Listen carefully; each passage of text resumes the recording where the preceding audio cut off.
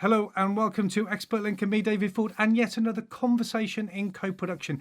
These are our weekly conversations that we're holding around the UK or nationally, if you like, to discuss various topics within co-production. You can get involved in the conversations by following the link below and signing up to join us on our weekly exploration of co-production. So this week we were talking about getting voices of lived experience into strategic I can't even say it, strategic meetings. And normally what we do to help us to frame the conversations, we'll pose a couple of questions. It's no different this time. The two questions we posed ourselves was, what are the potential barriers to getting people with lived experience involved in strategic decision making? And the second thing was, what have you done to ensure that voices are meaningfully heard? And to be honest, most of our conversations are positive. And we talked a lot about what we've done to ensure that voices can be meaningfully heard and what we can do to make sure that that happens. There was 5 or 6 areas that came up. And the first one was around purpose and clarity around purpose. So having a real understanding about what the meeting's about and what it's for. But also underneath that is understanding that everybody in the meeting understood the value, if you like, of having that lived experience attend the meeting. That's really, really important. So all stakeholders understand the value and importance, if you like, of lived experience attending the meeting. And also for us, it was about that lived experience being clear about why they wanted to be there. It wasn't not about tokenism and just turning up. It's about being clear about why you want to be there and what impression or what you're trying to achieve when you're there. So our next point was all around training and support. And I think this is really important because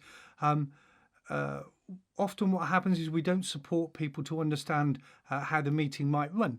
So long-standing meetings at various levels might have a particular function or way that they run a process. They might have a particular etiquette.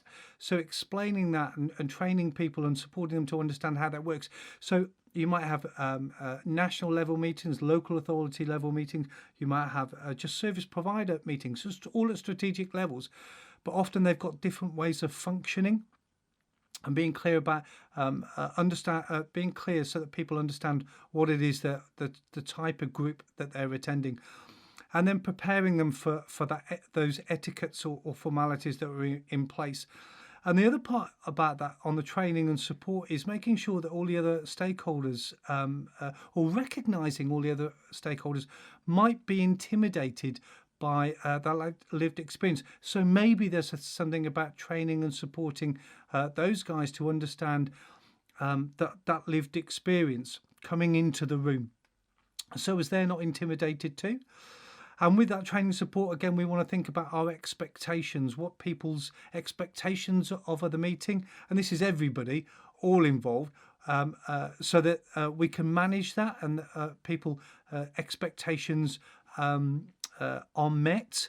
Absolutely. So one of the other things we talked about was time, and often what we don't. So often this is what happens often, isn't it? You have a meeting and a day or so before you get reams and reams of paperwork with briefs and the last meeting's minutes and the agendas and all that sort of stuff. And we need to recognise that for people who perhaps with lived experience may not have the same processing skills or capacity when it comes to taking in all of that information in one big chunk, processing it and being able to turn up at a meeting like 10 minutes later or what have you. And so there's a recognizing that we might need to pass over any information needed for the meeting well in advance, so people get a chance to read it, digest it, and actually to be able to discuss it with their peers or talk about it with someone else, so they're really clear about what the meeting's about. And or what their part might be within that, or the role they might play within that meeting, and where they can input. And what's also important to note is actually that, I've attended meetings in the past that have been 3 hours long without a comfort break. and no one's turned up with any drinks apart from the one man in the corner who's got his one bottle of water, and there's 10 people sat there around thinking, well, I need the loo or I need a wee.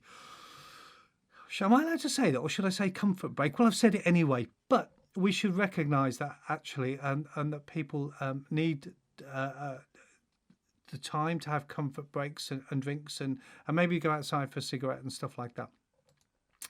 Okay, the other thing was about mentoring, and we hear about so much about peer mentoring all the time and supporting people, and yes, most of us recognise that and understand it and understand the value of it and appreciate it. But what about reverse mentoring? That was a new one on me, reverse mentoring. I think it's absolutely fantastic.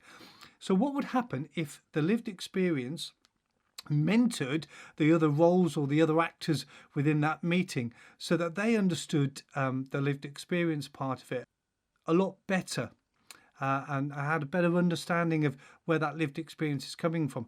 I think that's genuinely a fantastic idea, and something that we should absolutely be promoting and advocating for.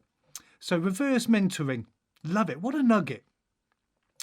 The other things, the last couple of things we were talking about was peer support. Again, as I just mentioned, it's something that we same as peer mentoring, peer support, all those types of things. We have to remember that people with lived experience might be coming from a place, so their journeys have possibly been different, especially when we're talking about my communities with multiple and complex needs, multiple disadvantages, however you want to label it, however you want to label it. I hate labels, but our journeys have been a little bit different. And so having that peer support is really important before and after the meetings, so that they can get support to understand a bit more about what the meeting's for.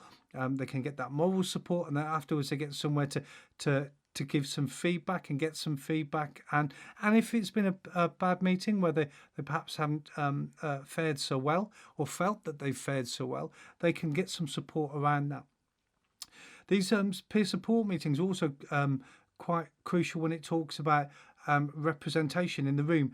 So actually, peer support meetings, or meeting with your peers to collect their thoughts, if you like, and their input, and then making sure that you reflect it correctly in the room, or represent it correctly in the room, and then afterwards being able to give them some feedback. So making sure that peer support thing and that peer sharing, if you like, is quite important. I'd say very important. Okay. I think that was the final thing that we had to talk about, that peer support. So listen, as I said, if you want to join us on these conversations, they really are rich, incredible conversations. It isn't just me talking. I'm just reflecting now some of the conversation out to you guys so that you can pick up on it. Follow the link below and sign up for them. Sign up for our newsletter and you'll get the updates on the vlogs and the invites to future conversations and any future training that we do. And you can connect with us across Facebook and Twitter just by looking for Expert Link. And on YouTube, if you're watching this, again, like and subscribe. More importantly, guys, I'd love to hear your comments and your input so we can share that out with a wider audience too. So that's enough from me from now. So until next time, guys, stay safe.